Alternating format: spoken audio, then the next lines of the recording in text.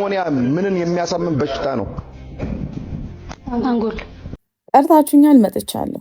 አንጎል ውስጥ ያለ ለኒሞኒያ የቀረበ ነገር መሰላችሁ? ኒሞሴፋለስ ማለት ምንድነው? አንጎል ውስጥ አየር ሲገባ ማለት ነው። ነገር ግን ኒሞኒያ የሳምባ ኢንፌክሽን ስለሆነ አንጎል ውስጥ ያሉት ኢንፌክሽኖች ምን እንደሚባሉ ንገራችሁና ከአሁን በኋላ ለጠቅላላ እውቀት ጥያቄ ስትሄዱ እንዳትሳሳቱ ማለት ነው።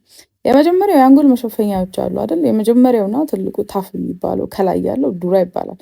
ከሱ በላይ ሲሆን ኢንፌክሽኑ ኤፒዱራል አብሰስ፣ ከሱ በታች ሲሆን ደግሞ ሰብዱራል ኢምፓይማ ተብሎ ይጠራል ማለት ነው።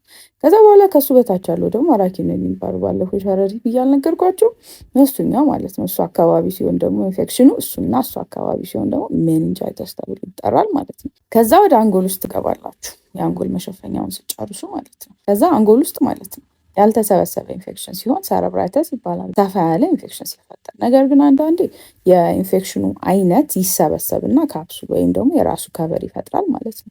ለዛ ሲሆን ደግሞ ብሬን አብሰስ ወይም የአንጎል ውስጥ መግል ነው የሚባለው።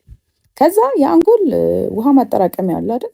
የቬንትሪክል የሚባለው ክፍል፣ እሱ ላይ ደግሞ ኢንፌክሽኑ ሲፈጠር ቬንትሪኩላይተስ ነው የሚባለው።